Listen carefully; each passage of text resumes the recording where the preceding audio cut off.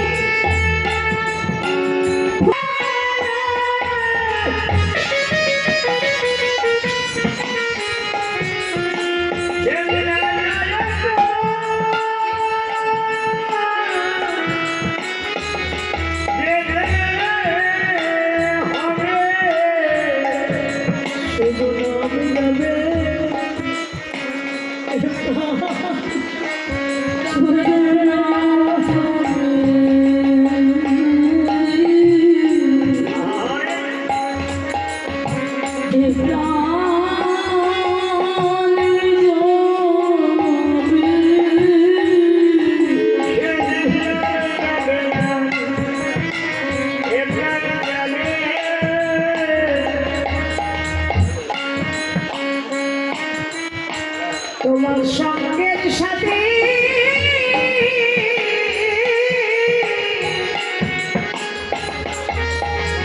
কেউ হবে না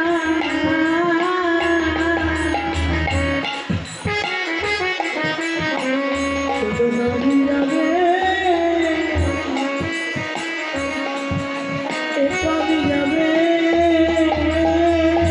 তোমার সঙ্গের সাথে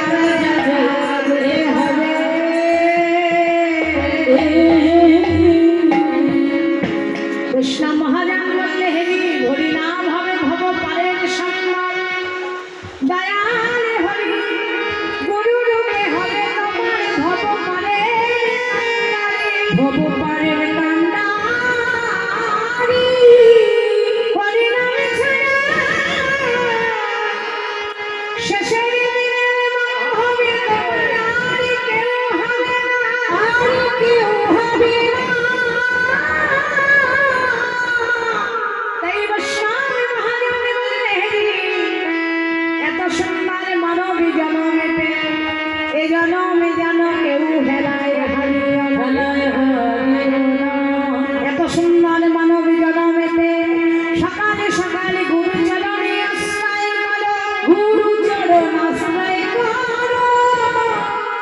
কেননা শাস্ত্র প্রমাণ করলেন আশ্রয় লইয়া ভজে তারে কৃষ্ণ মাহে কাজে, আর সবে মরে অকারণ। বললেন 84 লক্ষ জনে ভ্রমণ করে মানব জনম লাভ করে যে জন গুরুচরণ আশ্রয় করেছে, গুরুচরণ আশ্রয় করে যে জন ভজন সাধন করেছে, তার কখনো অকাল মৃত্যু হয় না। হরে কৃষ্ণ আমার তাহলে অকাল মৃত্যু হয় তাদের।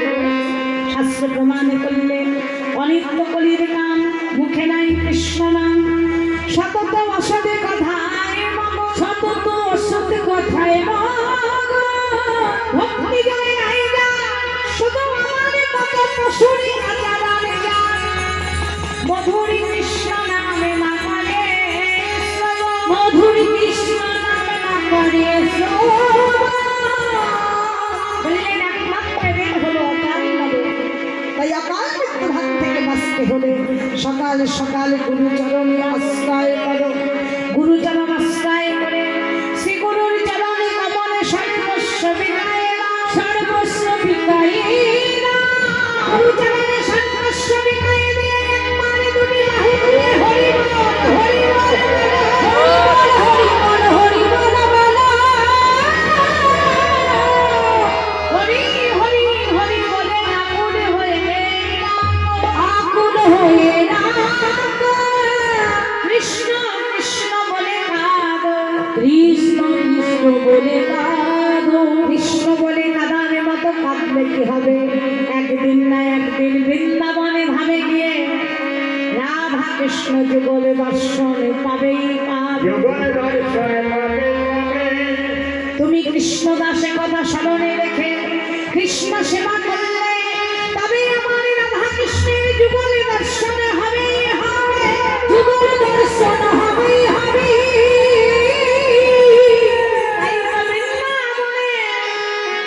নারদ মুনি করজোড়ে বললে ওমা আমি হলাম কৃষ্ণ দাস, নাম হলো আমার নারদ মুনি। মা চমকে নারদ এই 100 বৎসর পরে তুই বৃন্দাবনে কেন এসেছিস? ওরে আমার গোপাল ভালো আছে তো? আরে আমার বলরাম ভালো আছে তো? নারদ মুনি নিমন্ত্রণ পত্রখানি নিয়ে মায়ের কাছে গিয়ে বললেন মা তোমার গোপাল ভালো আছে মা, ভালো আছে বলেই তো এই নিমন্ত্রণ পত্র লিখে পাঠিয়েছে। একবার নিমন্ত্রণ পত্রখানি ধরো মা, পড়ে দেখো মা, পড়ে দেখো তোমার প্রাণীর গোপাল ওই প্রভাসের কুলে যাবার জন্য তোমাদের নিমন্ত্রণ করেছে মা।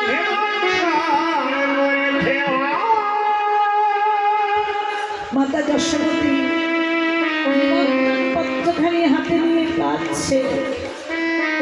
নারদ গোপাল আমার জন্য নিমন্ত্রণ পত্র পাঠিয়েছে বটে, কিন্তু জানিস না নারদ 100 বৎসর হয়েছে আমি গোপালকে হারিয়েছি, গোপালকে হারিয়ে দিবানিশি গোপাল গোপাল বলে কেঁদে কেঁদে তবে নয়ন বলি আমি নয়ন মনি হারাইছি, আমি নয়ন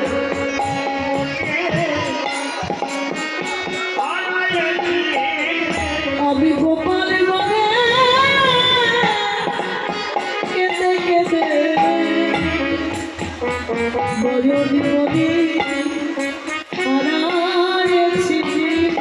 ও গোপাল কেঁদে কেঁদে আমি নয়ন মনি হারাইছি। আমি তো নয়নে দেখতে পাই না, নয়নে দেখতে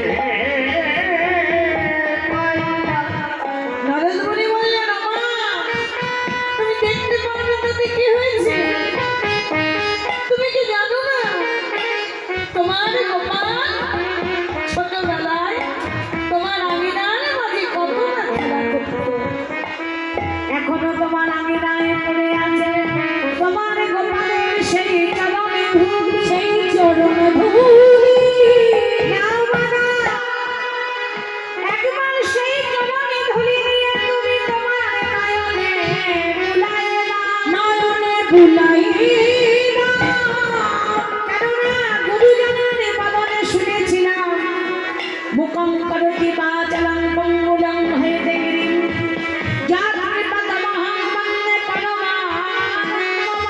পরমানন্দ মাধব। মুখং করতি বাচলং, যিনি বোবা কথা বলতে পারে না, পরমানন্দে কৃপা হলে বোবারা কি কথা বলতে পারে।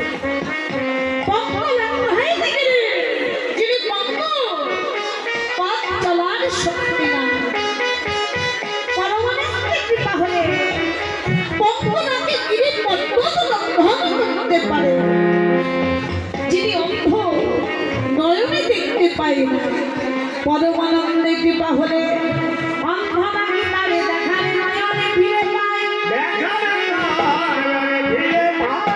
সেই পরমানন্দ মাধব হলো আমার প্রাণের গোপাল, প্রাণের গোপাল, ঈশ্বর পরমা কৃষ্ণ সচ্চিদানন্দ বিগ্রহ, অনাদি আদি গোবিন্দ সর্বকারণের কারণ। সেই সরৈশ্বর্যে পূর্ণ ভগবান হলো তোমার প্রাণের গোপাল, আদরের ভক্তির মণি। নাও মানা, সেই চরণ ধুলি পড়ে আছে তোমার আঙিনার মাঝে, একবার সেই চরণে ধুলি দিয়ে তুমি তোমার নয়নে বুলাও, তোমার নয়নে বুলাই না। মাতুটি কাঁদতে কর্ম দুয়ার চেপে ধরেছে না, যে কথাটি একবার বলেছিস সে কথা যেন আর বলিস। ওরে আমি যে গোপালের মা, গোপাল যে আমার একমাত্র আদরের ভক্তি দিবনি, আমি তা হয়ে সন্তানের চরণে ধরে যদি নয়নে লেপন করি, তবে যে আমার গোপালের আমঙ্গল হবে না। পারবো না, আমি পারবো না গোপালের আমঙ্গল হেঁটে। চাই না, চাই না আমি নয়ন ফিরে, নয়ন আমার চির অন্ধ হয়ে থাকি, থাকুক সেও ভালো, তবু গোপালের আমঙ্গল হেঁটে পারবো না। ওরে, আমি যে মা, গোপাল যে আমার একমাত্র আদরের ভক্তি দিবনি। কৃষ্ণ মহাজ্ঞান বললে ধন্য ধন্য, ওমা তোমার বাৎসল্য প্রেমের ধন। এমন বাৎসল্য প্রেম না হলে কি ভগবানের মা, ভগবানের ওমা ভগবানের মাকে যারা তারা হতে পারে গো, যারা তারা হতে পারে। ভগবানের মা হতে গেলে হৃদয় শুদ্ধ ভক্তির প্রয়োজন। সেই ভক্তির মধ্যে যেন কোনো কামনা বাসনার গন্ধ না থাকে, নিজ আত্মসুখের যেন কোনো গন্ধ না থাকে। কেননা শাস্ত্র বললেন ভক্তি যার কৃষ্ণ তার সত্য শাস্ত্রে ভক্তি না থাকলে কৃষ্ণ দেখিলেই বাকি হয়, ভক্তি যেখানে কৃষ্ণ সেখানে, ভক্তি যেখানে নাই আমার গোবিন্দ সেখানে নাই। এই গোবিন্দকে পাওয়ার হেতু একমাত্র প্রেম ভক্তি। মীরাবাই বলেছেন বিনা প্রেম সে নাহি পেলে, প্রেম ভক্তি ছাড়া কখনো ভগবানকে লাভ করা যায়। তাই মাগো তোমার বাৎসল্য প্রেমের ধন্য ভদ্রমাতা যশোমতী ত্রিভুবনের যশোমতী শুদ্ধামতী এমতী শুদ্ধমতী এমতী ভবানাথ ভজে মতি মাধিলে সে মতি মতি মতির মতি মুরমতি নামানায় এসে মুরমতি নামানায় এসে ধন্য প্রজাপতি পুত্র যার গোলকপতি পুত্র বিদায় আপনাহি জানে, আপনাহি জানে, যার প্রেমে জগৎ বাঁধা, জগৎ বাঁধা, সে মহিয়ার নন্দের বাঁধা, নন্দের বাঁধা, বহে বাঁধা, বাঁধা নাহি মানে। বাঁধা নাহি মানে। এই ধন্যবাদ তোমার বাৎসল্য প্রেমের ভক্তি। শোনো মা, তুমি যদি মনে মনে ভাবো যে তোমার গোপালের চরণ ধরে নয়নে লেপন করলে তোমার গোপালের অমঙ্গল হবে, তবে তুমি এক কাজ করো, তোমার গোপালের হস্তলিখিত পত্র, ওমা ওই হস্তলিখিত পত্রখানি নিয়ে তুমি এক কাজ করো, দেখো বাবা করে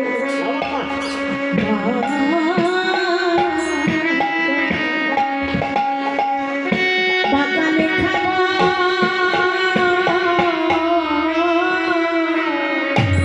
চেয়ে দেখো বাঁকা করে বাঁকা,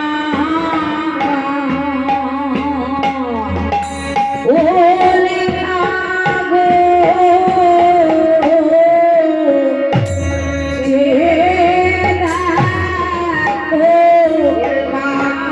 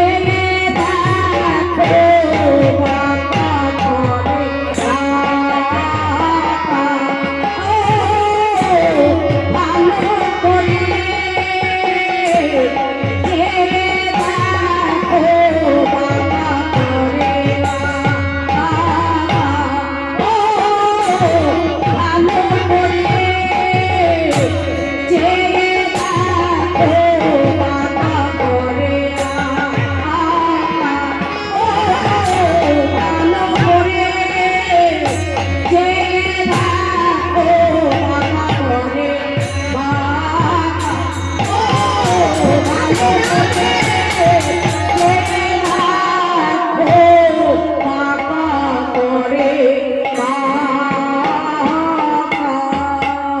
মাতা যশোমতী কি করলেন, পত্র লইয়া কানে আকুলিত মন্ত্রে নয়নে বুলায় রানী, নয়নে বুলায় পত্রের পরশে নয়ন পাইল, রাজ যদুনাথের বাণী। দাস যদুনাথের বাণী। দেখো অন্ধতারা নয়নে পেল, অন্ধকার নয়ন পেল, অন্ধকার নয়ন পেল, ও ভক্তরা,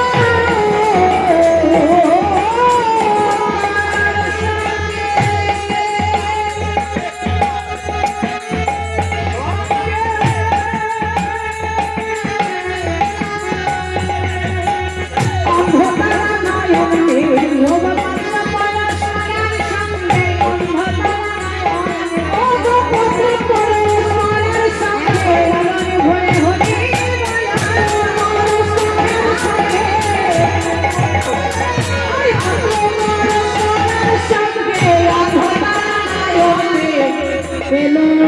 ও পত্রখানি পরশ করার সঙ্গে সঙ্গে মায়ের আমার নয়নে ভালো হয়ে গেল। মাতা যশোমতী পত্রখানি দিয়ে দিলেন নন্দ মহারাজের কাছে। নন্দ মহারাজ পত্রখানি নয়নে বুলায় দিলেন, নন্দ মহারাজের নয়ন ভালো হয়ে গেল।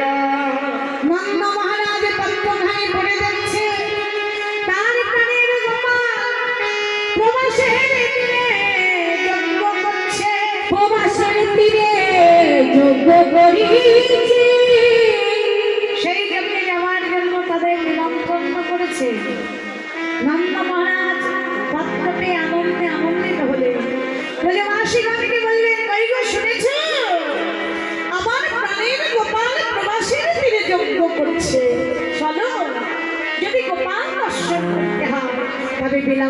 করে একবার চলো চলো সেই প্রবাসের কুলে সকল ব্রজবাসী একত্রিত হয়ে সান্না ঢালাই করে সত্য যাবে কৃষ্ণের নবরী সাজায় নিয়ে পিতানন্দ মহারাজ সকল ব্রজবাসীর সঙ্গে পথ চলতে চলতে দ্বারকায় এসে উপনীত হলো। দ্বারকায় উপনীত হয়ে হয়েছে কি যজ্ঞমঞ্চের চারটি দ্বার, যজ্ঞমঞ্চের চারটি দ্বারের প্রথম দ্বারে দাঁড়ালেন মাতা যশোমতী, দ্বিতীয় দ্বারে দাঁড়ালেন নন্দ মহারাজ, তৃতীয় দ্বারে এসে দাঁড়িয়েছেন শ্রীরাম সুরামাদি শাখা, শ্রীরাম সুরামাদি শাখা। প্রথমে দাঁড়িয়ে মাতা যশোমতী কৃষ্ণের নবরী সাজিয়ে নিয়ে গোপালে গোপালে গোপালে বলে ডাকছেন, গোপালে গোপালে বলে মায়া আমার কাঁদিছে, মায়া আমার কাঁদিছে। গোপাল গোপাল আমি এসেছি গোপাল। মাতা যশোমতী গোপাল বলে ডাকছে, কিন্তু যজ্ঞমঞ্চের দাঁড়িগণ মাতা যশোমতীকে চিনতে পারেনি।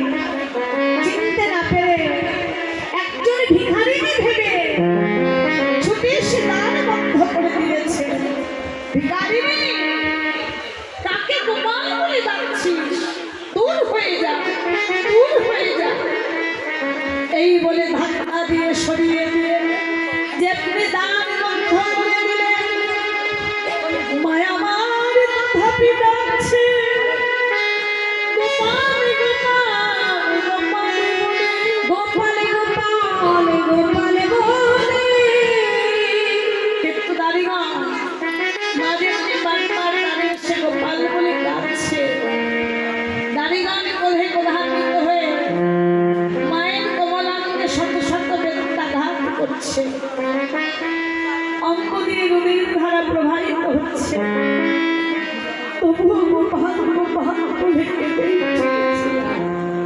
মা দুটি বাহু প্রসারি করে আগুন হয়ে যাবে আর ডাকে, কি বলে ডাকে একবার আইরে গিরি ভাই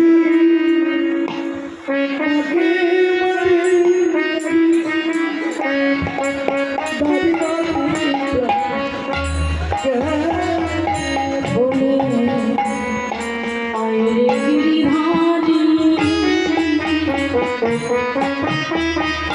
মাকে মারে দাড়ি দাড়ির হাতে গেল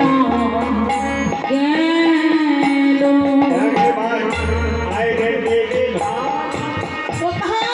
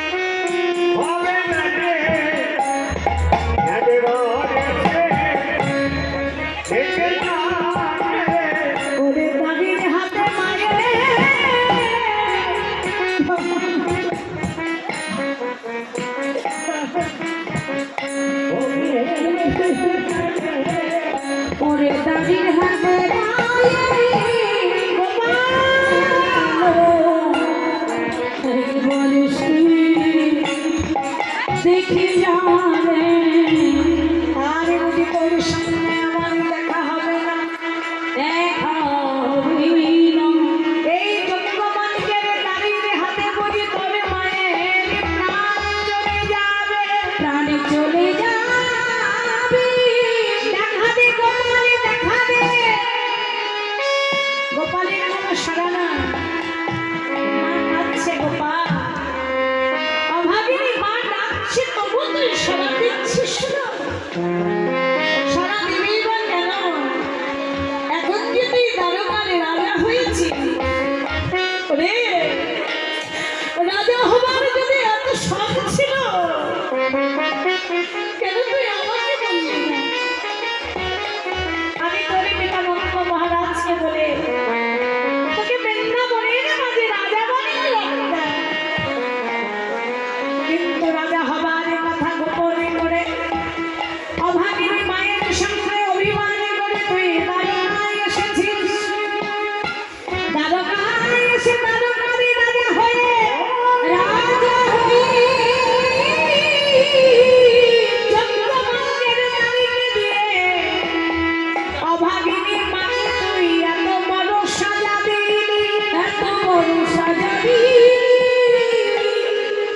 রাজা হয়ে মাকে তুই সাজা দিলি, তোর একটু কষ্ট হলো না?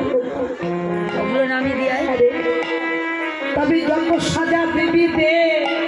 ওমা, যে মায়েরা সন্তানকে 10 মাস 10 দিন গর্ভে ধারণ করে রাখে, তাই না?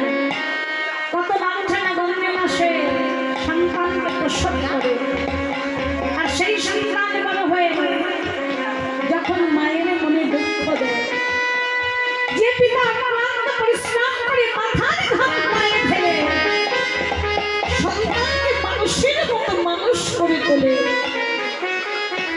সেই সন্তান বড় হয়ে যখন পিতা মাতার মনে দুঃখ দেয়, কষ্ট দেয়, পিতা মাতা কি তা সইতে পারে গো? এ দুঃখ কি সওয়া যায়? শাস্ত্র বললে সন্তান যদিও কুসন্তান হয়, পিতা মাতা কখনো কুপিতা মাতা নয়। সন্তান যত দুঃখ যত কষ্ট দেয়, কিন্তু তথাপি পিতা মাতা সবসময় কি করে? কি করো মা? সন্তানের মঙ্গল কামনা করে, তাই না? কি বলো?